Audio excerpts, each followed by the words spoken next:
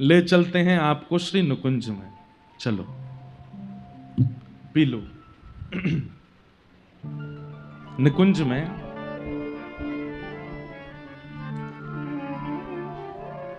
नित्य केली करते हैं श्री राधा माधव।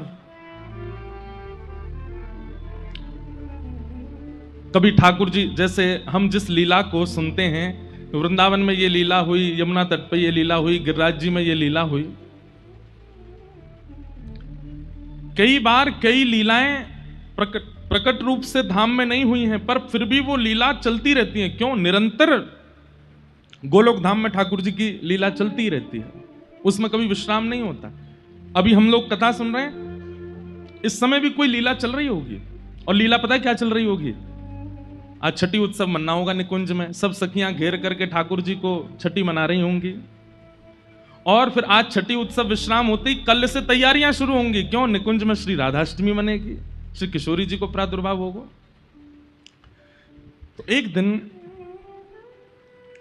निकुंज में एक खंभ की टेक लगाकर के श्याम सुंदर बैठे हैं और अत्यंत गहन चिंतन में हैं, और मुखमंडल देख करके पता चल रहा है कि बहुत चिंतित हैं।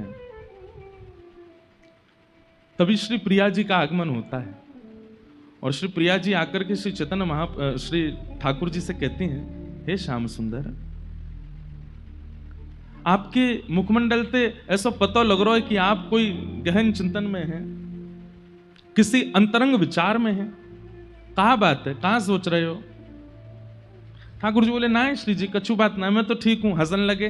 तो जैसे कोई व्यक्ति चिंतित हंसता है ना, तो उसकी हंसी से पता चल रहा है चिंता में है, फिर भी हंस रहा है। किशोरी जी बोली, आपके हंसी तो ही पता चल रही है कि चिंता में हो, जबरदस्ती हंस रहे हो। कहाँ बात है, मुझे बताओ। बहुत पूछने पर भी ठाकुर जी नहीं बोले। तो श्री जी ने हाथ पकड़ लिया, बोले, मुझको बताओ, नहीं तो फिर देखियो मैं आज प्रसाद नहीं पाऊंगी, आज भोजन नहीं करूंगी। हठ पूर्वक जब किशोरी जी पूछने लगी, तब ठाकुर जी कहते हैं, मैंने ब्रजवासीन को कितनों विरह दियो ना, जिन ब्रजवासीन ने मुझको पलकन पे रखो, जिन यशोदा मैया ने मुझको कभी अपनी गोद ते उतरन नहीं दियो, जो नंद बाबा मेरे पीछे पीछे डोला करते, जो गोपियां जिनका जीवन ही केवल मैं था, ये मधुमंगल, श्रीदामा, ये जितने मेरे भक्त हैं, जितने मेरे सखा हैं, इनको जीवन प्राण में है, तो मेरे सिवा इनने कोई को कछु महत्व ही नहीं दियो। और आप तो केवल दर्शन भी मेरे, देखती भी मुझे हैं, श्रृंगार भी मेरे भाव से करती हैं, अन्न जल भी वो सेवन करती हैं जिसमें कहीं ना कहीं मेरा भाव विराजमान हो।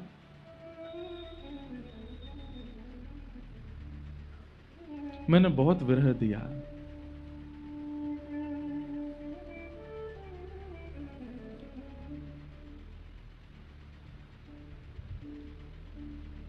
किशोरी जी बोली, अब आप इस बात का चिंतन क्यों कर रहे हैं? इसके चिंतन का भाव क्या है? ठाकुर जी कहते हैं, मैंने गीता में एक बात कही है। बोले, कहा, ये यथामाम प्रपद्यन्ते ताम तथैव भजाम्य हम। जो मुझे जैसे भजता है, मैं भी फिर उसको वैसे ही प्राप्त करता हूं। श्री जी बोली, मतलब? बोले, मोए कभी कभी इतना भार लगे अपने ऊपर, यशोदा मैया के अश्रुबिंद, मधुमंगल श्रीदामा के अश्रुबिंद, मेरी प्राण प्रिया श्री किशोरी जी के अश्रुबिंद, इन गोपीन के अश्रुबिंद, ये सब अश्रुबिंद मुंह को बहुत भार लगे। मैं निर्दयी नहीं हूं, पर मुंह को लीला संवरण के लिए निर्दयी बनना पड़ो, और मैं हृदय पे पत्थर रख के व्रत छोड़ के चलो गयो। मैं तो रहो द्वारिका में, मैं तो रहो मथुरा में, इतने सुख में विराजो, और मेरे ब्रजवासी दिन रात रोते रहते मेरी याद में। श्री जी, मैं इतना निष्ठुर नहीं हूं। तो राधा रानी बोली, मैं जानू आप नहीं है निष्ठुर, आप क्यों ये विचार कर रहे? बोले, नहीं ना, मेरे चित्त में वो भार बन के बैठी है बात। किशोरी जी बोली, तो क्या चाह रहे हैं आप? बोले, अब मैं रोऊंगा, अब मैं रुदन करूंगा, और जितनों ब्रजवासी मेरे लिए रोए हैं उतनों ही मैं रोऊंगा, और उनसे ज्यादा रोऊंगा, और रो रो करके, बिलक बिलक करके अपने यहाँ ऋण से मैं उऋण होंगो। श्री जी थोड़ी हैं तो मन से उदास बात सुन करके, पर हंस के बोल रही हैं आप नहीं रो पाओगे। ठाकुर जी बोले क्यों, मैं क्यों ना रो पाऊंगा? बोले कौन के विरह में रोगे? किसके विरह में? आपको विरह है किसका जिसके लिए आप रोगे? आप एक बार कहते हैं श्री राधा, और आपके श्री राधा कहते ही मैं स्वयं को रोक नहीं पाती हूं, मैं तुरंत प्रकट हो जाती हूं। विरह होता है आपको? आप कहोगे हे यशोदा, मैया दौड़ी दौड़ी चली आवेगी। आप कहोगे नंद बाबा 100 काम छोड़ करके आवेंगे। आप कहोगे मधुमंगल श्रीदामा रूठे बैठे होंगे तो उठ के आ जाएंगे, लाला बुला रहे हो। आपको विरह होता कहां है तो आप रोगे? ठाकुर जी कहते हैं इसीलिए मैंने कुछ विचार किया है। बोले क्या? किशोरी जी मेरी बात ध्यान से सुनियो। किशोरी जी कह रही हाँ मैं सुन रही हूं, बताओ।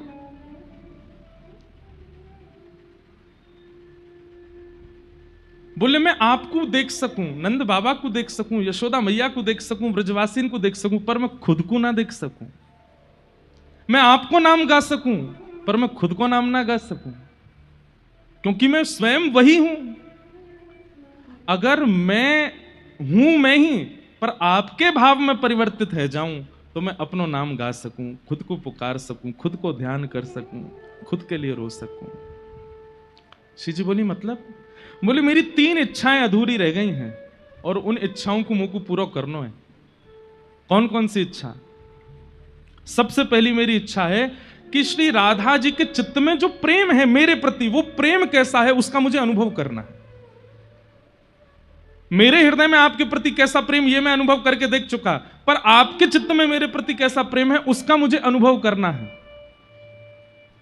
दूसरी बात, मेरे रूप माधुरी, जब मैं चलूं तो गोपीन के हृदय रूपी मयूर नृत्य करने लगे।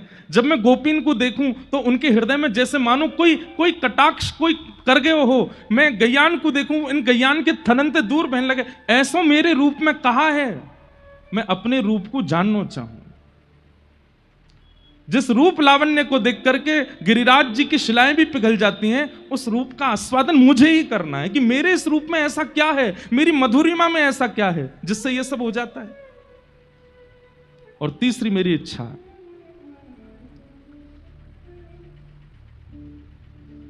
मेरी प्राप्ति होने पर मेरे प्रेमियों को किस सुख का अनुभव होता है वो सुख मुझे अनुभव करना है। और उसके लिए हे किशोरी जी आप कृपा करो। बोले क्या कृपा करें? बोले आप तन तो रहेगा कृष्ण का पर मन बना दो श्री राधा रानी का। तन तो रहेगा मेरा ही पर उसमें जो भाव प्रकट होंगे वो होंगे आपके। और दूसरी बात, तन मेरा, भाव आपका और रंग भी आपका। ये रंग भी मुझे नहीं चाहिए। किशोरी जी बोली क्यों? बोले क्योंकि भाव तो आपको आगे हो मेरे अंदर और तन मेरो है, लेकिन जब जब मैं अपने श्याम स्वरूप को देखूंगा तो मुझको विरह नहीं होगा, मुझे याद आ जाएगा ये तो मैं ही हूं। इसलिए तन भी आपका और मन भी आपका, मतलब तन मेरा पर रंग आपका और भाव आपका। ऐसी कृपा मुझ पे करो। किशोरी जी के चरणों में बैठ करके ठाकुर जी कह रहे हैं अपनो भाव दे दीजिए। किशोरी जी ने अपनी जैसी कंठ की माला पहनाई तो श्री कृष्ण को हृदय अंतर ध्यान और श्री राधा भाव चित्त में प्रकट है गए हो। लेकिन अपनी कांति देख करके ठाकुर जी का विरह नहीं आया। तब चरणों में निवेदन किया ये कांति भी छीन लीजिए। तब किशोरी जी ने अपनी चुनरी उतार करके जैसे ही ठाकुर जी को पहनाई तो गौ कृष्ण गौर कर दीनो, श्याम गौर कर दीनो। जो श्याम सुंदर हैं वही गौर बन करके प्रकट हो गए और वही हैं श्री कृष्ण चैतन्य महाप्रभु। मेरे मन में भाव आ रहे हो कि ये भाव तो कछु हर आचार्य को एक भाव अर्पित करें तो ये भाव यहां आवे तो 1 घंटा पहले ही लिख के अर्पित कर दियो या हमारे ना मिल लो मैं पूरे दिन क्योंकि मैं कछु ना कछु बना तो रहूं। ठाकुर जी गौर हो गए। भाव भी किशोरी जी का है, कांति भी किशोरी जी की है और अब गुरु भी किशोरी जी हैं। गुरु भी किशोरी जी को माना।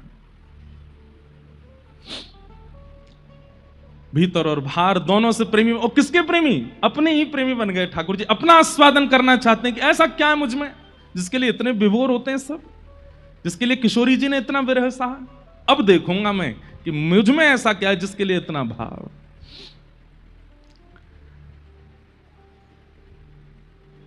इस प्रकार श्री ठाकुर जी अपने भाव में परिवर्तित हो गए और श्री गौर हरि के रूप में श्री ठाकुर जी बने आए। ठाकुर जी को इस विरह भाव में देख करके जितनी भी वहां पर अष्ट सखियां आदि थी वे सब, ठाकुर जी के सखा आदि भी, वे सब भी आगे बोले कि श्याम सुंदर यदि पृथ्वी पर जाएंगे तो हम भी जाएंगे इनके साथ। कौन संभालेगा? जैसे किशोरी जी विरह में रहती थी तो ललिता विशाखा आदि सब सखियां थीं उनको संभालने के लिए, श्याम सुंदर जाएंगे तो उन्हें कौन संभालेगा? तो सब सखियां भी अलग अलग रूप धारण करके आई। तो श्री ललिता जी स्वरूप दामोदर दास जी के रूप में प्रकट हुई, श्री विशाखा जी राय रामानंद जी के रूप में प्रकट हुई, भगवान के सुबल सखा ये गौरदास पंडित के रूप में प्रकट हुए, भगवान के सखा श्री दामा अभिराम ठाकुर जी के रूप में प्रकट हुए, और 8 मंजरियां वे अलग अलग 8 आचार्यों के रूप में प्रकट हुई, जिनमें किशोरी जी की जो रूप मंजरी हैं वही श्री रूप गोस्वामी के रूप में प्रकट हुए, जिन्होंने श्री गोविंद देव जी को विराजमान किया। जो लवंग मंजरी हैं आप ही सनातन गोस्वामी के रूप में प्रकट हुई, गुण मंजरी श्री गोपाल भट्ट गोस्वामी जी के रूप में प्रकट हुई, तुलसी मंजरी दास गोस्वामी जी के रूप में, विलास मंजरी जीव गोस्वामी जी के रूप में, और मुंजला मंजरी श्री लोकनाथ गोस्वामी जी के रूप में प्रकट हुए। इस प्रकार आदि आदि ये सब किशोरी जी ने भेजे हैं कि जब कृष्ण चैतन्य बनकर के जाएंगे, ये गौर हरि बनकर के जाएंगे और विरह में जब व्याकुल होंगे कौन संभालेगा इनको, आप जाइए। और सब सखी सहचरी सबको भेजा है धराधाम पर, सब आए। अंग कांति और भाव कांति दोनों के मिश्रण से श्री गौर चैतन्य बन गए। अब ठाकुर जी तो चैतन्य भाव में आ गए, अब बस प्रतीक्षा है कि पृथ्वी पर कब आवे। तो एक आचार्य चरण हुए हमारे श्री माधवेंद्र पुरी दास, जिनके लिए एक बड़ी प्रसिद्ध कथा आप सब लोग सुनते हैं कि खीर चोरा गोपीनाथ, जिन्होंने खीर चुरा करके अपने गोजा में धर ली थी, ऐसे श्री माधवेंद्र पुरी दास, उनके एक शिष्य हैं श्री अद्वैताचार्य जी। श्री अद्वैताचार्य जी को यह बात पता चली कि श्री ठाकुर जी कृष्ण चैतन्य के रूप में प्रकट होने वाले हैं, लेकिन कब होंगे? विचार कीजिए। श्री अद्वैताचार्य जी गंगा के तट पर शालिग्राम भगवान की सेवा करते हैं और 1 लाख तुलसी रोज चढ़ाते हैं, और 1 लक्ष तुलसी अर्पण करने का एक ही भाव रहता है उनके चित्त में, क्या? मेरे गौर हरि कब आएंगे, मेरे श्याम सुंदर कब आएंगे, मेरे प्राणनाथ कब आएंगे। आप जल्दी कृपा करो कि वे अवतरित हों इस धरती पर। जो पाप बढ़ रहा है और जो भाव नष्ट हो रहे हैं लोगों के, उसके प्रादुर्भाव के लिए वे जल्दी प्रकट हों। इसलिए 1 लक्ष तुलसी नित्य चढ़ाते थे और नित्य चढ़ा करके श्री गंगा जी में प्रवाहित कर देते थे कि हे श्री गंगा जी, आप जाकर के सागर में मिलना और सागर से जाकर के श्रीमन नारायण के चरणों में इन तुलसियों को पहुंचा देना और उनसे कहना कि मैं प्रतीक्षा कर रहा हूं, वो कब आएंगे पृथ्वी पर। आपके साथ में श्री हरिदास ठाकुर रहते थे, वे भी इनकी सहभागिता में व्यक्त होते थे, सेवा में रहते थे। कहते हैं श्री अद्वैताचार्य जी इतनी तीव्र वेदना से पुकारते थे कि कभी कभी गोलोक धाम में बैठे बैठे प्रिया प्रियतम का सिंहासन हिलने लग जाता था। तो किशोरी जी कहती थी, हम आपसे पुनः कहें भैया बहुत सावधानी से सुनिएगा, ये बहुत गंभीर और बड़ा भाव में प्रसंग है। किशोरी जी कहती, हे श्याम सुंदर, ऐसा लगे कभी कभी कि जैसे गोलोक में भी कभी कभी भूकंप सो आवे, पृथ्वी पे तो भूकंप सुनो है, पर जा गोलोक में भूकंप आ जाए। ठाकुर जी कहे, हे श्यामा जी, आप बड़ी भोरी हो, या गोलोक धाम में कभी भूकंप ना आयो करे? तो बोले ये तो एक मेरो परम भक्त अद्वैताचार्य पुकार रहे हो है, और वो पुकार करके निवेदन कर रहे हो है कि गौर हरि पधारो, हे कृष्ण चैतन्य पधारो। मुंह को बुलाए रहे है, और वाकई विरह वेदना, वाकई जो स्वर हैं वो इतने तीव्र हैं कि गोलोक धाम में भाई भूकंप का अनुभव होने लग जाता है। सोचिए, हम पुकारते कहां हैं ठाकुर जी को? अगर पुकार है जाए तो ठाकुर, जिस गोलोक धाम को ब्रह्मा जी भी नहीं प्रलयकालीन भाव से स्थगित कर सकते, वो भक्त की वेदन स्वर से भूकंप आ जाता है वहां पर। ठाकुर जी कह रहे हैं, अरे जे तो मेरो परम भागवत अद्वैताचार्य मुझ को पुकार रहे हो है। किशोरी जी बोली, या कि विरह वेदना में देख नहीं पा रही हूं, आप कृपा करो, और कृपा करके अब अवतार ग्रहण करो। किशोर ठाकुर जी बोले, बस चिंता नहीं करो, बस बहुत जल्दी समय आवेगा और मैं जाऊंगा और जा करके सबन पर अनुग्रह करूंगा, कृपा करूंगा। बंगाल प्रांत में एक स्थान है जिसका नाम है नवद्वीप, और नवद्वीप में श्री उपेंद्र मिश्र नाम के एक ब्राह्मण हैं, और उपेंद्र मिश्र ब्राह्मण के यहां पर श्री जगन्नाथ मिश्र जी का जन्म हुआ है, और श्री जगन्नाथ मिश्र जी का ब्याह सची माता जी के साथ में हुआ। चैतन्य महाप्रभु की माता जी को नाम सची मैया, और श्री जगन्नाथ मिश्र जी उनके पिताजी। कह में कि ये दोनों कौन है? बोले ये नंद यशोदा के अवतार हैं। श्री नंद बाबा ही श्री जगन्नाथ मिश्र जी के रूप में आए हैं, और श्री यशोदा मैया ही सची मैया के रूप में पधारी। गौर देश बंगाल में आपको प्रादुर्भाव है। आपके एक पुत्र हुए जिनका नाम हुआ श्री विश्वरूप जी, और ये विश्वरूप जी ही श्री बलराम जी के अवतार हैं। बलराम जी के दो अवतार हुए हैं, श्री नित्यानंद महाप्रभु जी के रूप में और श्री विश्वरूप जी के रूप में। आप भी उस विरह की वेदना का अनुभव करने के लिए पधारे हैं। जब बलराम जी को पता चली कि लाला जा रहे हो पृथ्वी पे, तो श्री नित्यानंद महाप्रभु के रूप में वे भी पधारे, और श्री विश्वरूप जी के रूप में। फिर कथा आती, कल के प्रसंग में आएगा कि विश्वरूप जी और नित्यानंद जी जब दोनों मिले, तो श्री विश्वरूप जी नित्यानंद जी में ही विराजमान हो गए, ज्योति रूप एक हो गए, और श्री बलराम जी के रूप में श्री नित्यानंद महाप्रभु हो गए।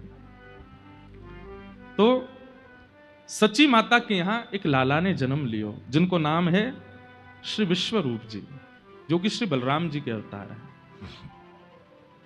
ध्यान से सुनिएगा, बलराम जी के आगमन के बाद, विश्वरूप जी के प्रादुर्भाव के बाद, सची मैया के 8 बार गर्भ धारण हुआ, पर 8 बार गर्भपात हो गया। बालक ठहरते नहीं है गर्भ में, जिस कारण से सची मैया इतनी चिंतित रहती हैं।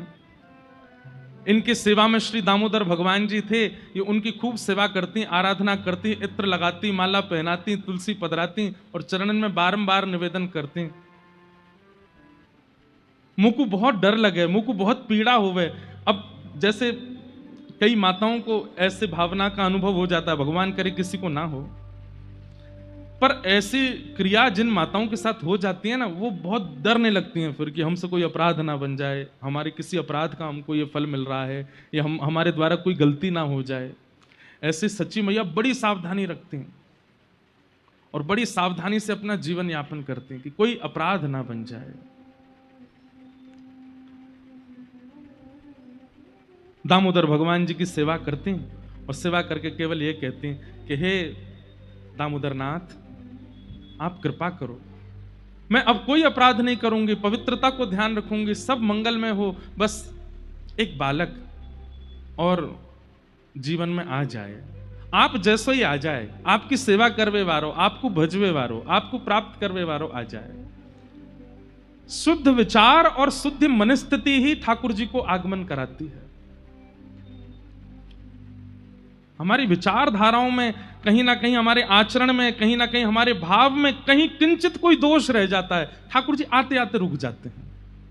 आप कहेंगे तो फिर आप ये क्यों कहते हैं कि ठाकुर जी भक्तवत्सल हैं, ठाकुर जी करुणा सिंधु हैं, वो दोष विचार नहीं करते? ठाकुर जी नहीं करते विचार, पर एक बात जो श्रीमद् भागवत जी में ठाकुर जी गोपियों से कहते हैं कि मैं पुकारने पर इच्छुक तो इतना होता हूं कि दौड़ करके चला जाऊं, पर तभी मुझे विचार आता है कि कहीं दोष युक्त व्यक्ति है और तब भी मैं पहुंच गया तो उसके मन में यह भाव आ जाएगा कि आचार्य चरण तो ऐसे ही बोलते थे कथा में, मैं तो खूब दोषी था फिर भी आ गए ठाकुर जी। आचार्यों की वाणी कहीं मिथ्या ना हो जाए और कहीं उसके मन में यह भावना ना आ जाए कि दोष रहे आवे तो भी ठाकुर जी आ ही जाते हैं, और कहीं उसकी प्रेरणा से और लोग भी दोष युक्त ना रह जाएं। समझ रहे हैं ना बात? इसलिए ठाकुर जी किंचित भाव के दोषों को देख लेते हैं कि कहीं विचार और भावों में तो दोष नहीं है, और विचार और भावों में अन्य अन्य दोष आ भी जाएं तो भी ठाकुर जी आ जाते हैं, पर कहीं मात्सर्य दोष आ जाता है, ईर्ष्या का दोष। एक बात हमारी लिख लीजिएगा कंठीबद्ध होकर के,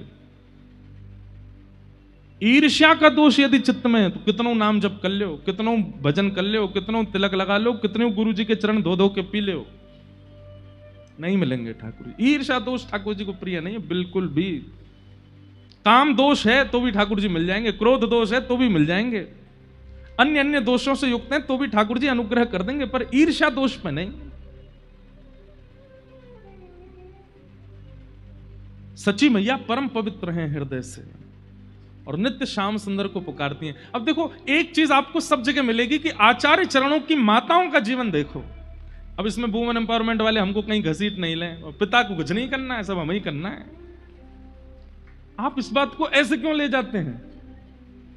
पिता के अथक प्रयास से कुछ नहीं होने वाला, बेटा केवल खाएगा पिएगा सोएगा, पर उसके भीतर अंतरंग का जो निर्माण है वो तो मां के स्वभाव से ही होगा।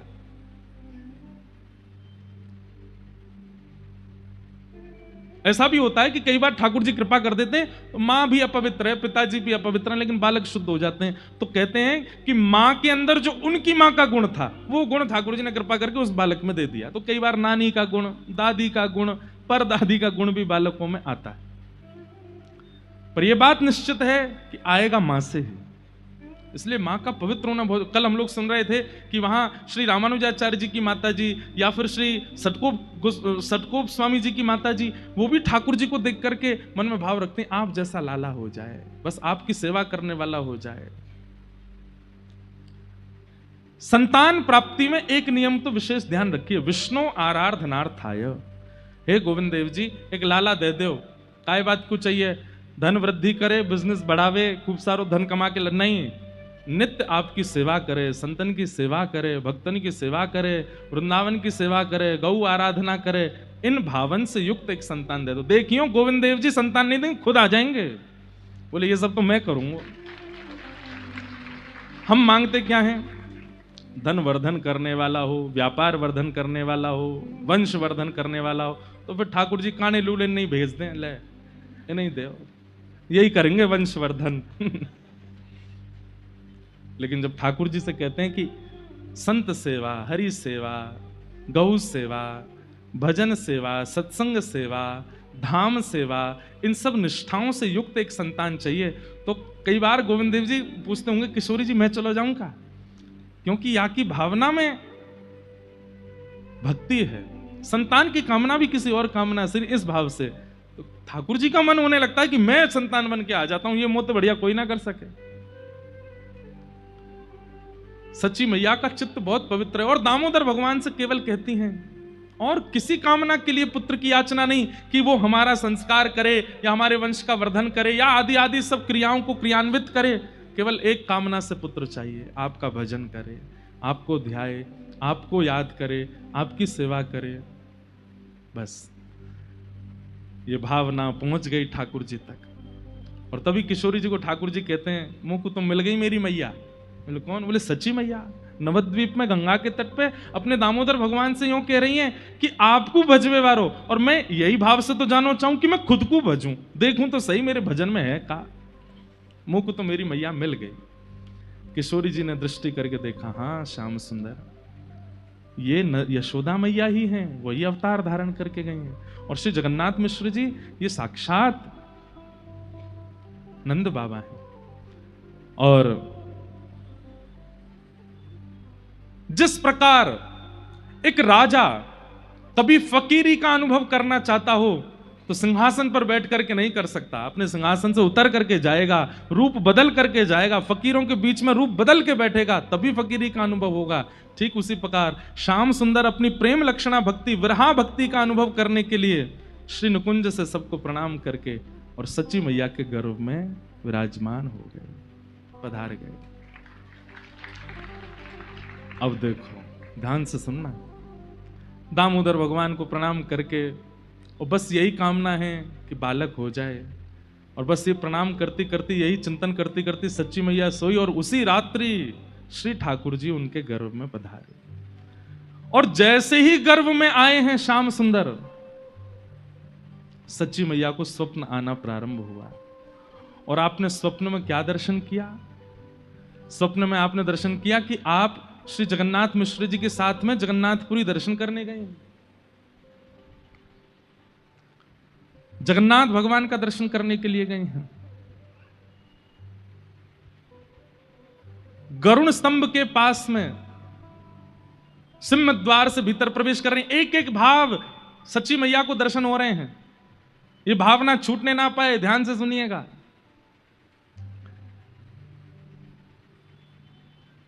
सच्ची मैया को स्वप्न दिखता है कि जगन्नाथ मिश्र जी उनको जगन्नाथपुरी की यात्रा पर ले गए हैं।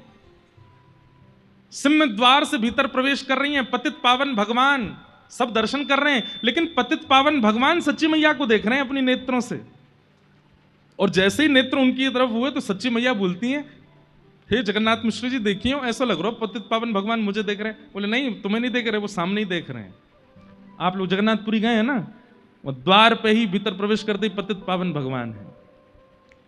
सीढ़ियां चढ़ने लगी, सच्ची मैया स्वप्न देख रही हैं, और जैसे ही परिक्रमा लगा करके जा रही हैं तो क्या देख रही हैं? जगन्नाथपुरी मंदिर में जितने भी मंदिर देवालय हैं, सबके ठाकुर जी अपने अपने द्वार देहरी पर बाहर आकर के सच्ची मैया को प्रणाम कर रहे हैं। और ये देख करके सच्ची मैया बार बार जगन्नाथ मिश्र जी से कह रही, देखियो ये तो देवता सब बाहर आ गए, ये देखो ये भी देवी बाहर आ गई, ये तो गणेश जी बाहर बैठे हैं। बोले बाहर नहीं है देवी, अंदर बैठे हैं सब।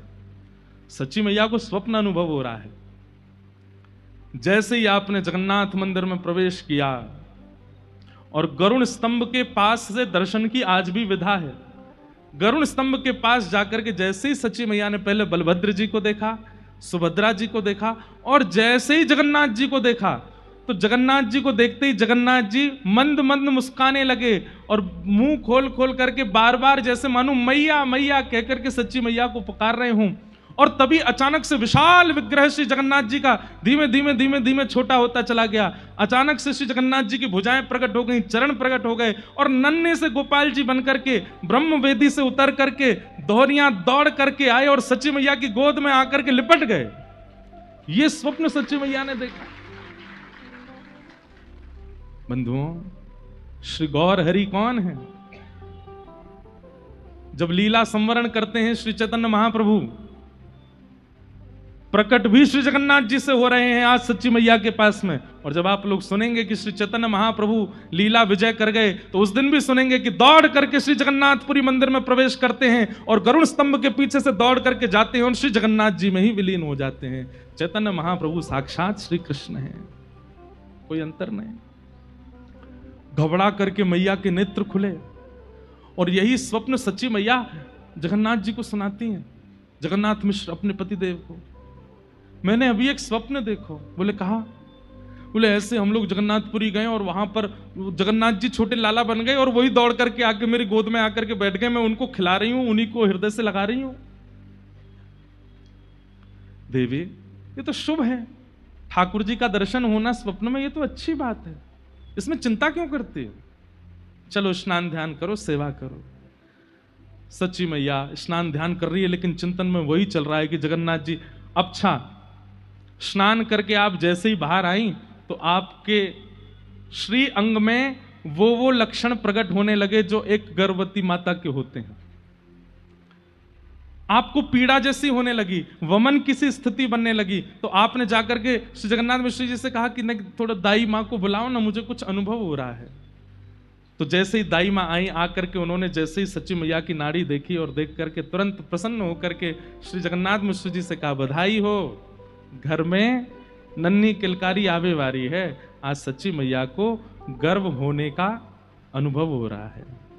उसी रात में स्वप्न हुआ, मतलब स्वप्न के द्वारा ही श्री जगन्नाथ जी गर्भ में पधार गए हैं सच्ची मैया के। अब तो स्थिति ये कि सच्ची मैया को खूब सारे अनुभव होने लगे। कभी कभी क्या अनुभव होता है, सुबह उठती हैं और जैसे ही आंगन में देखती हैं तो खूब सारे सुगंधित पुष्प चारों ओर पड़े हैं। सच्ची मैया आकाश की ओर देखती हैं और जैसे तेज धूप उनको लगती है और जैसे वो ऐसे करती, इतने में ही एक बादल आता है और ऊपर आकर के छतरी बनकर के सच्ची मैया के घूमने लगता है। जहां जहां जाती है वो बादल ऊपर ही डोलता है। ये सब अनुभव होने लगे। आप जैसे ही सूर्य नारायण को अर्घ देने जाती हैं, इतने में क्या देखती हैं कि सूर्य के नेत्र प्रकट हो गए, सूर्य की मुस्कान आ गई और सूर्य देव प्रणाम कर रहे हैं, सच्ची मैया को वंदन कर रहे हैं। आप जब गौशाला में जाती हैं तो सारी गाय रम्माना बंद कर देती हैं और सच्ची मैया को देख करके नेत्रों से अश्रुपात करने लगती हैं। क्यों? क्योंकि सबको पता है कि गर्भ में कौन है। इस प्रकार के अनुभव आपको होने लगे। कभी बालक के चरणों के चिन्ह दिखाई देने लगते हैं, कभी सूर्य चंद्र के प्रणाम की भावना आपके चित्त में आने लगती है, कभी बादल छतरी बनकर के घूमने लगते हैं। आप जाकर के श्री जगन्नाथ मिश्र जी से कहती हैं ये सब अनुभव मुझे हो रहे हैं, तो इन अनुभवों से तुम कहीं व्यथित तो नहीं हो रही हो? सच्ची मैया कितनी व्यथित तो नहीं, पर चित्त में आनंद हो रहा है। देवी तुमको चाहती हो, देखो गर्भ में बालक है, तुम्हें बहुत सावधानी रखनी है। पहले ही 8 बार गर्भपात हो चुका है, अब नहीं होना चाहिए। बहुत तुमको चाहती हो तो मैं वो व्यवस्था कर दूं? सच्ची मैया बोले एक काम कर दीजिए। बोले क्या? अखंड संकीर्तन बैठवा दीजिए घर पे, दिन रात मेरे कानों में केवल हरिनाम चलता रहे। आहा, अभी मां को 1 महीना ही हुआ है गर्भ धारण किए और श्री घर में अखंड संकीर्तन बैठ गया। दिन भर कीर्तन होता है, रात भर कीर्तन होता है। चलती फिरती उठती बैठती मां के कानों में केवल और केवल श्री प्रिया प्रियतम का नाम गूंजता रहता है।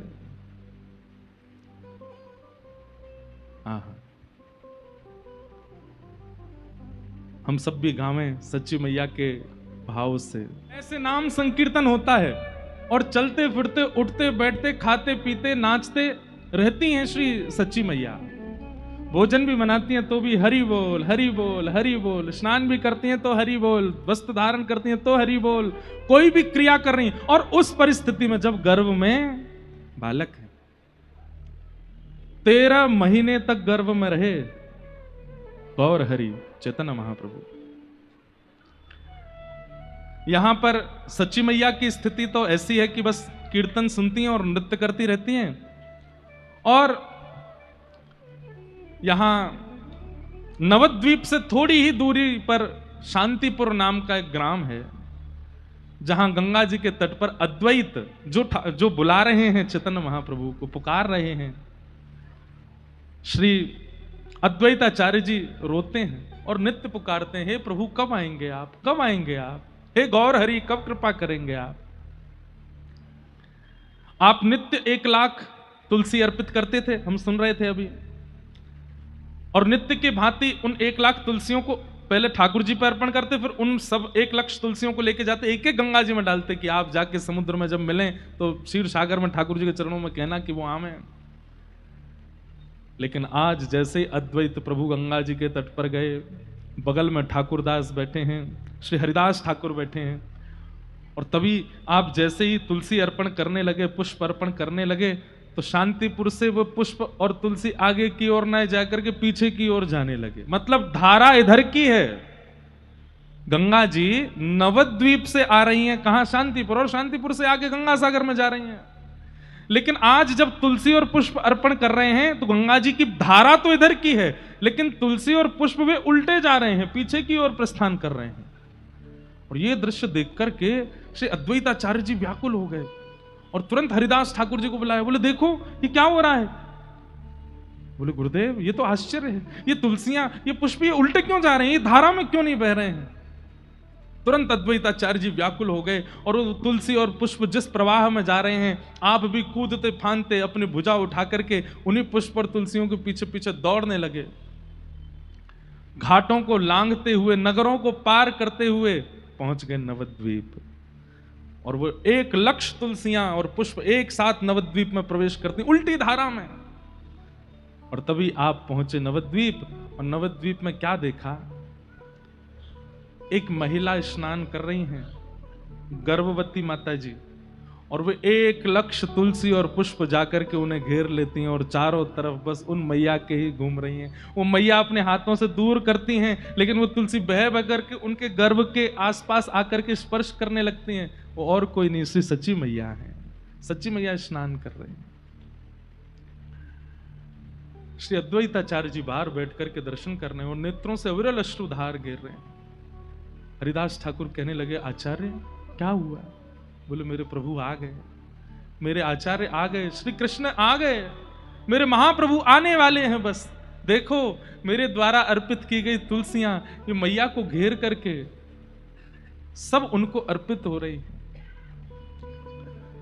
सच्ची मैया खूब देर स्नान करती रही। ये तुलसी पुष्प पता नहीं कहां से इतने आ गए सब मेरे समीप, लेकिन वो सब उनके अंग पे स्पर्श कर रहे हैं।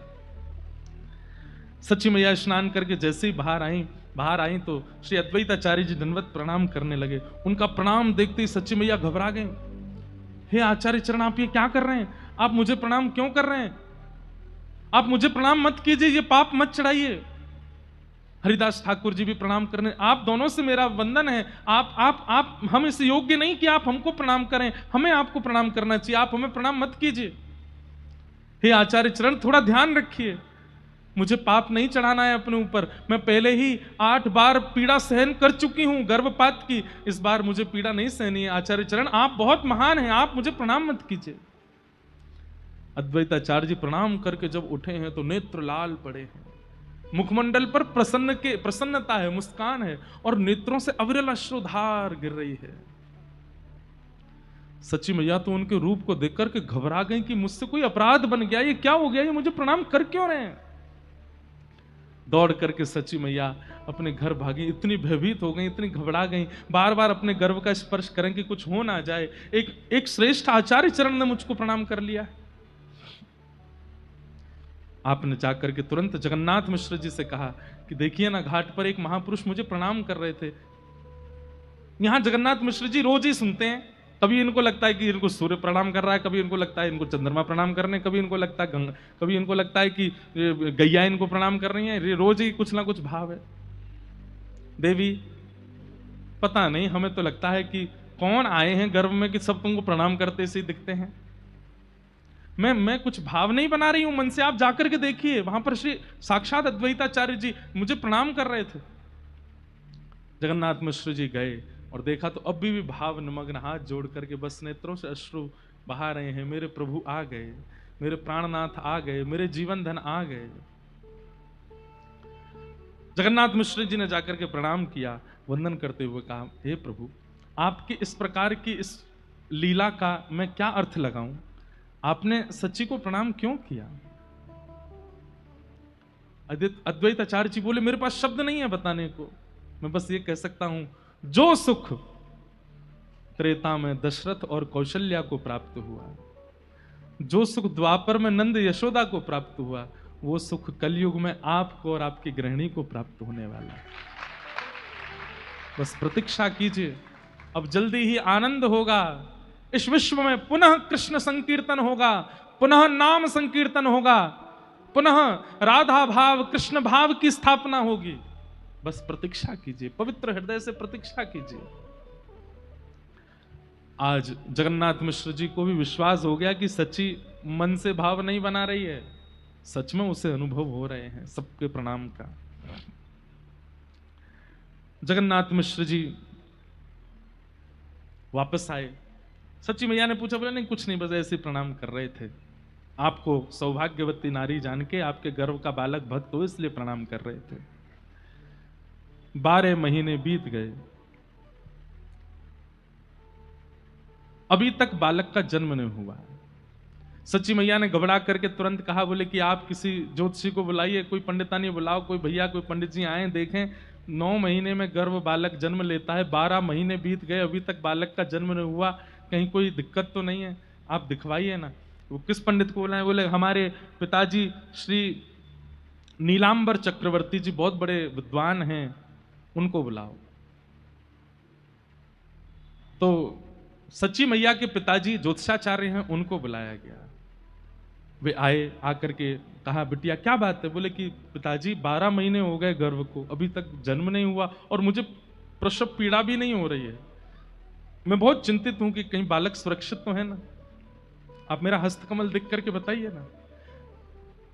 नीलांबर चक्रवर्ती जी ने कई बार अपनी बेटी का हाथ देखा है, वे जानते थे सब, लेकिन आज जैसे ही हस्तकमल आगे किए हैं तो हस्तकमल की जितनी भी रेखाएं थी, उन रेखाओं में रेखा हमारी आपकी तरह नहीं थी। मानो जैसे शंख बन रहा हो, पद्म बन रहा हो, चक्र बन रहा हो, रेखाएं परिवर्तित हो गई। और उन चक्रों को, उन चिन्हों को देख करके जो ज्योतिष के बड़े बड़े पंडित जो ज्योतिष अध्ययन करते हैं, उन ज्योतिष अध्ययनों में जो सब सर्वश्रेष्ठ जिन आकृतियों को बताया गया, वो समस्त आकृतियां एक साथ किसी के हाथ में हो ही नहीं सकती हैं। लेकिन आज नीलांबर चक्रवर्ती जी अपनी पुत्री का हाथ देखते हैं, हाथ कांपने लगते हैं और कहते हैं लाली, ये तेरे हस्तरेखा परिवर्तित कैसे हो गई? ये सब कुछ इतना सुंदर कैसे हो गया? रुदन करने लगे और वे भी प्रणाम करने लगे। सच्ची मैया बोली जगन्नाथ मिश्र जी देखो आज पिताजी भी प्रणाम कर रहे हैं, ये हो क्या रहा है?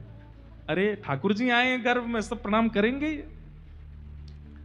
लाली तू चिंता मत कर, पूर्ण समय लेने दो। ये जो भी हैं ये अत्यंत श्रेष्ठ हैं, अत्यंत महापुरुष हैं, वे निश्चित ही अपने परिपूर्ण भाव से प्रकट होंगे। इसलिए तुम बिल्कुल निश्चिंतित होकर, निसंकोच होकर के, ये ऐसा बालक जन्म लेगा जिस बालक के जन्म लेने से तुम और तुम्हारा पूरा कुल सौभाग्य मानेगा। बस प्रतीक्षा करो। धीरे धीरे धीरे 13वां महीना प्रारंभ हुआ और धीमे धीमे आ रही है होली, यानी कि फाल्गुन का महीना। और जैसे ही फाल्गुन की द्वादशी आई है, फाल्गुन की पूर्णमासी आई है, आहा फाल्गुन पूर्णिमा का दिन है और उस दिन चंद्र ग्रहण भी है। चंद्र ग्रहण भी है। कहते हैं ग्रहण काल में किया गया कोई भी भजन, कोई भी उत्सव, कोई भी मंत्रोच्चारण, वह इतना फल देता है जितना उसके अनुष्ठान, और वो सर्वश्रेष्ठ अनुष्ठान क्या बोलते हैं उसको, क्या, पुरुषण करने से जो फल प्राप्त होता है वो ग्रहण काल में एक बार मंत्र बोलने मात्र से हो जाता है।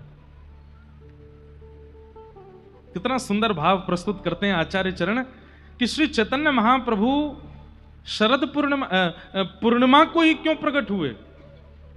सबसे पहली बात, क्योंकि वे श्री राधा भाव युक्त होकर के आए हैं और पूर्णिमा ही वो रात्रि है जिस रात्रि में श्री ठाकुर जी गोपियों को और श्री किशोरी जी को रास का अनुभव कराते हैं। तो सबसे पहली बात पूर्णिमा चुनने का यह कारण है। दूसरी बात, ठाकुर जी प्रकट हुए जन्माष्टमी, अष्टमी, और श्री किशोरी जी प्रकट हुई राधाष्टमी। 8 और 8 दोनों एक हुए, कितने हुए? 16, और 16वें दिन आती है पूर्णिमा। यानी कि इस बात से प्रस्तावित हुआ कि ना तो ये केवल राधा है, ना ये केवल कृष्ण है, ये राधा कृष्ण मिलित हैं, इसलिए पूर्णिमा को आ रहे हैं, पूर्णिमा को आ रहे हैं। पूर्णिमा, उसमें भी फाल्गुन महीना क्यों चुना? बोले भैया साल भर तो कन्हैया को रंग चढ़े सबन पे, ये एकमात्र होली है जहां दिन किशोरी जी को रंग चढ़े श्याम सुंदर पे। तो आज ठाकुर जी इस बात को प्रस्तुत करने के लिए कि मैं अपने वर्ण में नहीं आया हूं, किशोरी जी ने मुंह पर रंग डारो है अपनो, या हमारे श्री फाल्गुन पूर्णिमा के दिन गौर प्रकट हुए हैं। आज ठाकुर प्रकट होकर के चैतन्य महाप्रभु कह रहे मेरो वर्ण नहीं है, किशोरी जी ने रंग लगा के भेजो मुंह को, आज वे जीती है मैं हारो हूं, या हमारे पूर्णिमा को प्रकट भय। अच्छा एक बात और, पूर्णिमा पर श्री चैतन्य महाप्रभु प्रकट हुए। आप आचार्यों के जितने भी उत्सव देखेंगे या तो एकादशी को होते होंगे या द्वादशी को होते होंगे, ठाकुर जी के उत्सव देखोगे तो अष्टमी को होते होंगे, नवमी को होते होंगे। आचार्य उत्सव ज्यादातर एकादशी और द्वादशी, तिरोभाव और प्राकट्य दोनों, और ठाकुर जी के उत्सव अष्टमी और नवमी। लेकिन कुछ गिने चुने ही हैं जो पूर्णिमा को आए हैं, उनमें से पहले हैं श्री चैतन्य महाप्रभु, और दूसरे बताएं श्री राधा रमण लाल प्रभु, वे भी पूर्णिमा को आए हैं, बुद्ध पूर्णिमा। और एक बात और बता दें, हाँ निम्बार्क भगवान भी पूर्णिमा को, जय हो पलसाना वाले महाराज जी। बहुत गिने चुने होंगे। और एक आपकी राजस्थान की लाली, कौन? मीराबाई, शरद पूर्णिमा को। मतलब एक बात तो स्पष्ट हो जाएगी, प्रेम रस से युक्त जितने भी आए हैं पृथ्वी पर वो पूर्णिमा को ही आए हैं, पूर्णिमा को ही प्रकट हुए हैं। चाहे वो भगवान हो राधा रमन लाल, चाहे वो भक्त हो, प्रेमी जितने भी भाई। ऐसा नहीं है कि आप एकादशी वालों को कुछ नहीं समझो, अष्टमी नवमी वालों को कुछ नहीं समझो, पर हां पूर्णिमा के दिन तो एक बार से ये कहते हैं तो अत्यंत प्रेम युक्त होकर के आए हैं सब पूर्णिमा को पधारे। तो फाल्गुन की पूर्णिमा को ग्रहण लगने वाला है, संध्या के यही समय हुआ है जिस समय पर अभी हम बैठे हैं, लगभग 6:30-7 बजे के बीच का समय है। ग्रहण लगने वाला, ग्रहण से पहले सूतक होता है और सूतक के बाद जैसे ही ग्रहण लगता है तुरंत सब आचार्य चरण जाते हैं, स्नान करके और नदी के तट पर बैठ करके अपने अपने नाम जप आदि में लग जाते हैं। सच्ची मैया का घर बिल्कुल गंगा जी के तट पे है और पूरा दिन व्यतीत हो गया। जैसे ही सूर्य अस्ताचल को गए हैं, चंद्रमा प्रकट होने वाले हैं ना, तो अब देखो राम जी आए तो पक्षधर हो गए, सूर्य को ही सारा मौका दिया, ठाकुर जी आए तो पक्षधर हो गए, चंद्रमा को ही मौका दिया। लेकिन एक तो हमारी श्री बरसाने वाली वृंदावनेश्वरी राधा रानी, इन दोनों को मौका दिया। सुबह सुबह होती हैं जब ब्रह्म मुहूर्त सूर्य उदयमान हो रहे हैं। और एक श्री चैतन्य महाप्रभु, ये भी ऐसे काल में हुए कि सूर्य चंद्र दोनों आकाश में, सूर्य अस्ताचल को जा रहे हैं, चंद्र उदित हो रहे हैं। बड़े बड़े ऋषि, बड़े बड़े महातपी, बड़े बड़े योगी, बड़े बड़े ध्यानी, बड़े बड़े नाम जापक सब आ गए गंगा के तट पर। और सब ने जैसे ही देखा ग्रहण शुरू होने वाला, उसी समय डुबकी लगा लगा करके सब अपने अपने पुरुष चरण में बैठ गए हैं। और ठीक उसी काल में, उसी नक्षत्र में, यहां बाहर सब चारों ओर से सच्ची मैया का घर घिरा हुआ है नाम जापकों से। और उसी काल में श्री सच्ची मैया के गर्भ से साक्षात राधा भाव विहित साक्षात कृष्ण तन श्री चैतन्य महाप्रभु का प्रादुर्भाव हुआ है। बोलो आचार्य चरण की, श्री महाप्रभु कृष्ण चैतन्य की जय। जय श्री राम। निताई गौर हरि, निताई गौर हरि, निताई गौर हरि। आप सबने तो जय जयकार करी, लेकिन वहां क्या हुआ? जैसे ही ग्रहण लगा है और जितने ही आचार्य सब बाहर बैठे हैं अपनी अपनी मालाएं लेकर के, कोई देवी का ध्यान धर रहा है, कोई शंकर जी का ध्यान धर रहा है, कोई नारायण का ध्यान धर रहे हैं, कोई किसी का ध्यान धर रहे हैं, अपने अपने इष्टों का ध्यान धरने के लिए बैठे हैं। ग्रहण शुरू होते ही यहां पर चैतन्य महाप्रभु प्रकट हुए हैं, सच्ची मैया के गर्भ से प्रकट होते ही यहां तो प्रकट हुए ही, जितने भी बाहर बैठे थे उन सबके नाम में जो जो उनके इष्ट हैं वो प्रकट होने लगे। शंकर जी प्रकट हो गए, देवी प्रकट हो गई, नारायण प्रकट हो गए, लक्ष्मी प्रकट हो गई। मानो जीवन भर जितना भी उन्होंने जप तप किया सबका फल मिल गया। आज ठाकुर जी प्रकट होकर के दर्शन देने लगे। लेकिन थोड़ी ही देर में देवी अंतर ध्यान हो गई, महादेव अंतर ध्यान हो गए, ठाकुर जी अंतर ध्यान हो गए, नारायण अंतर ध्यान हो गए और सबके नेत्रों में एक गौर प्रकट हो गए, साक्षात चैतन्य प्रकट हो गए। वही चैतन्य महाप्रभु सबके चित्त में दृष्टि गोचर होने लगे और सब आनंद करने लगे। दूर से दौड़े आ रहे हैं कौन? अद्वैताचार्य जी नगाड़े बजाते हुए, शंखनाद करते हुए, श्री हरिदास ठाकुर जी नृत्य करते हुए आ रहे हैं। सब आचार्य जहां जहां थे सब दौड़ दौड़ करके आए हैं और आकर के श्री सच्ची मैया के घर पधारे हैं। और तभी देखते हैं आज कृष्ण गौर बन करके आए हैं, सच्ची मैया की गोद में लेटे हैं, सुंदर आनंद हो रहा है। आहा। हमारे सरस निकुंज की एक विशेषता बताएं, यहां पर स्वयं आचार्यों ने प्रकट होकर के अपने उत्सव मनवाए हैं। जिस प्रकार रेवासा में आचार्यों ने प्रकट होकर के नाभाजी से अपने चरित्र लिखवाए हैं, ऐसे ही यहां के सरस कुंज में श्री सरस माधुरी जी के आज्ञा देकर के और आचार्य चरणों को आज्ञा देकर के सब आचार्यों ने अपने उत्सव मनवाए हैं। तभी चैतन्य महाप्रभु भी प्रकट हुए सरस निकुंज में और आचार्य चरण को आज्ञा करते हैं कि हमारे जन्म की बधाई भी गाइए, हमारे जन्म का उत्सव भी मनाइए। इसलिए सब आचार्यों के उत्सव सरस निकुंज में मनाए जाते हैं। उस दिन जब यहाँ जन्माष्टमी थी, अब भाई हम 2-3 बधाई गाएंगे, सब लोग गाइयो प्रेम से, हाँ, क्योंकि आज की बधाई में आप नहीं श्री गोविंद देव जी भी झूमेंगे, आज की बधाई में गोपीनाथ जी भी झूमेंगे, आज की बधाई में सबरे जितने हमारे गौड़िया वैष्णव परंपरा के सब ठाकुर हैं सब झूमेंगे। क्यों? क्योंकि आज आचार्य चरण प्रकट भय हैं। आहा, रंग बधाइयाँ हो श्री जगन्नाथ के दरबार,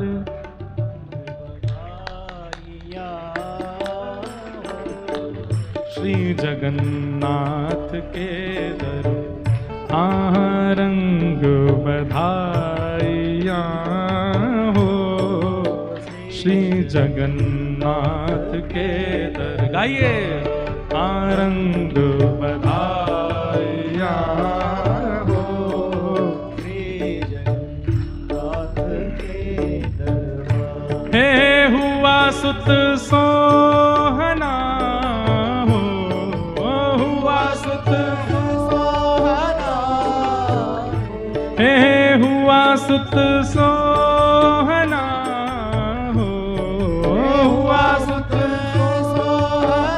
कौन? प्रभु चैतन्य चंद्र कुमार, प्रभु चैतन्य चंद्र कुमार। मुदित मन माता सची देवी, मुदित मन माता, हे मुदित मन माता सची देवी, मुदित मन और निरख लाला के जाए बलिहार, निरख मुख लाल के बलिहार, निरख मुख लाल के बलिहार, निरख मुख लाल के लिए सुत मोद गोदी में, लिए लिए सुत मोद गोदी में, लिए सुत मोद गोदी में।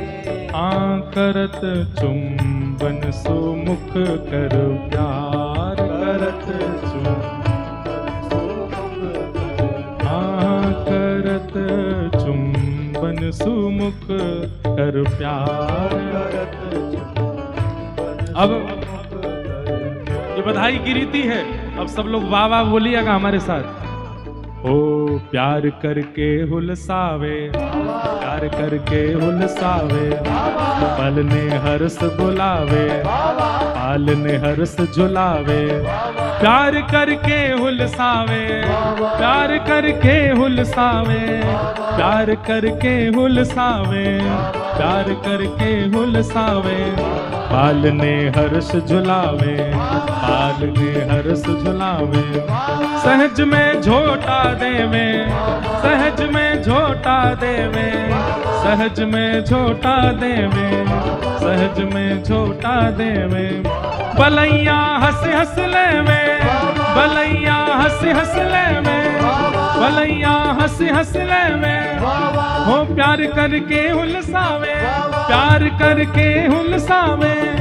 पाल ने हर्ष झुलावे, पाल ने हर्ष झुलावे। सहज में झोटा देवे, सहज में झोटा देवे। बलैया हंस हंस लेवे, बलैया हंस हंस लेवे, बलैया हंस हंस लेवे। वासन भूषण लुटावे, वासन भूषण लुटावे, वासन भूषण लुटावे।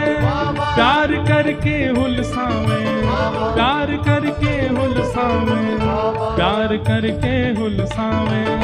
पाल ने हर्ष झुलावे, सहज में झोटा देवे, सहज में झोटा देवे, सहज में झोटा लेवे, सहज में झोटा लेवे। बलैया ले लालन की, बलैया ले लालन की। उचारे गीत मंगल चार, उचारे हे ना नाचे बहु हे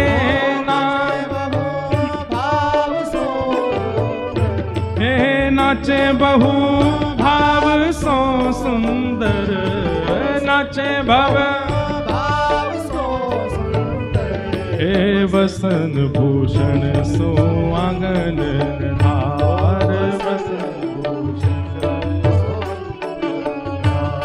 उतारत नौन राई हो, उतारत नौन राई हो, हे उतारत नौन राई हो, उतारत नौन राई हो, करत तन मन सकल बलिहार, करत तन मन सकल करत मन मन सकल बलिहार, हे सराहे भाग निज जन अपनो, हे सराहे भाग निज जन अपनो रे, सराहे भाग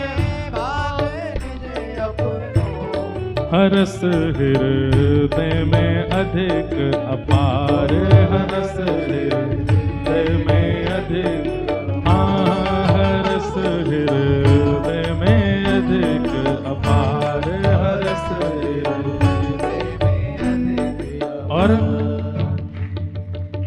बसन भूषण तन राजे बाबा, बसन भूषण तन राजे, निरख रत काम लजावे, निरख रत काम लजावे, भवन में नौबत बाजे, भवन में नौबत बाजे, मानो घन नम गाजे, हे मानो नभ गन गाजे, वसन भूषण मन राजे, वसन भूषण तन राजे, निरख रत काम लजावे, भवन में नौबत बाजे, मानो घन नभ गाजे, मानो नभ गन गाजे, मानो नभ गन गाजे, मानो नभ गन गाजे, भवन में नौबत बाजे, भवन में नौबत बाजे, भवन में नौबत बाजे, मन नौबत बाजे, भवन में नौबत बाजे, मानो घन नभ गाजे,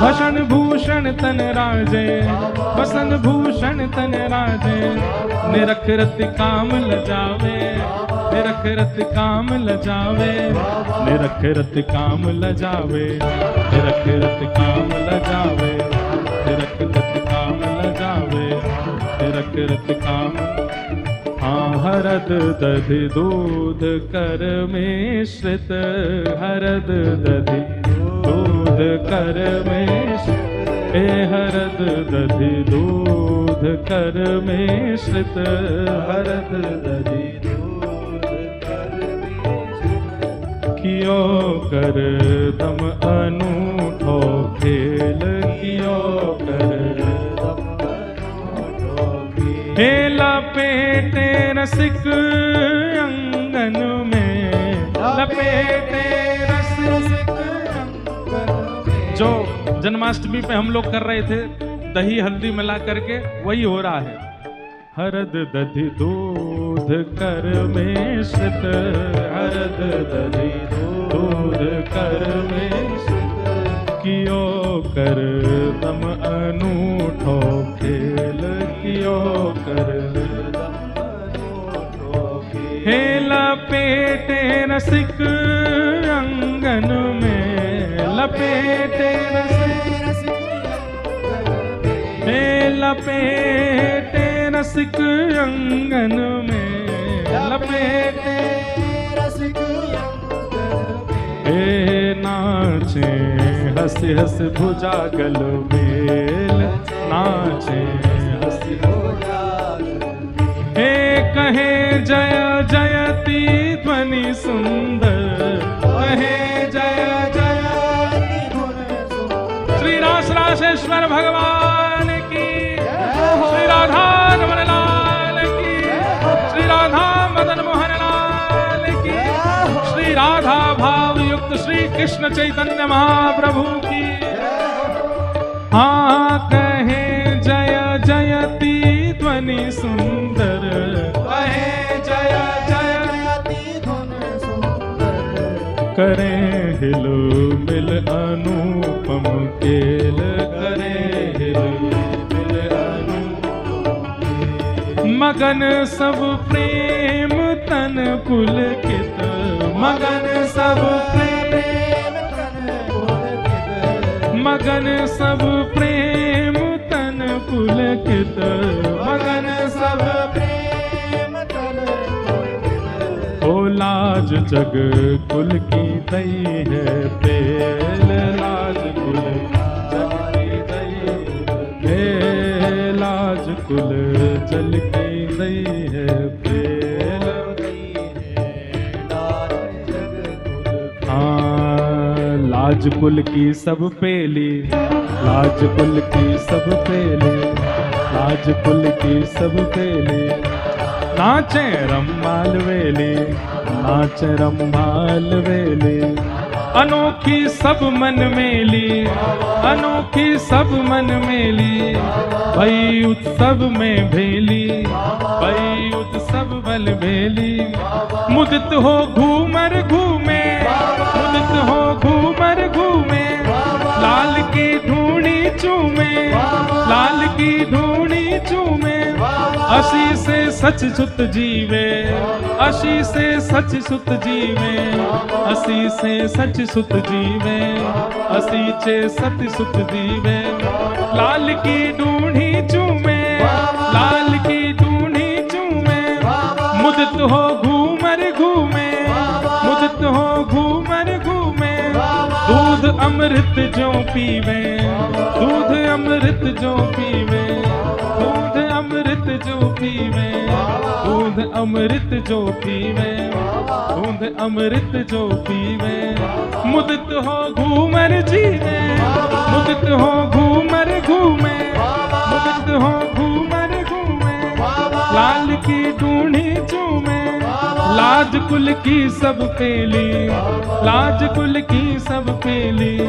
भई उत्सव में भेली, भई उत्सव में भेली। मुदित हो घूमर झूमे, मुदित हो घूमर झूमे। मुदित हो घूमर झूमे, मुदित हो घूमर झूमे। पीवो सब सुंदरी सजनी, पीवो सब सुंदरी सजनी। ओ लाल प्यारे पे पानी वार, लाल प्यारे पे पानी। डिठौना रच के मस्तक पे, डिठौना रच के मस्तक पे। डिठौना रच के मस्तक पे। डिठौना रच के मस्तक पे।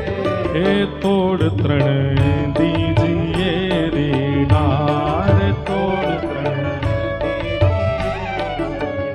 हे बढ़े दिन प्रति कला सुंदर, बढ़े दिन प्रति कला सुंदर। हे बढ़े दिन प्रति कला सुंदर, बढ़े दिन प्रति कला सुंदर। नहीं हाथ है कोई बात, हंसो नहीं हाथ कोई। सरस की माधुरी दासी, सरस की माधुरी दासी। हे सरस की माधुरी दासी, सरस की माधुरी दासी। ओ जाचत है ये गोद पसार, सदा जाचत ये गोद। हाँ सदा जाचत ये गोद पसार। हे सदा जाचत ये गोद पसार।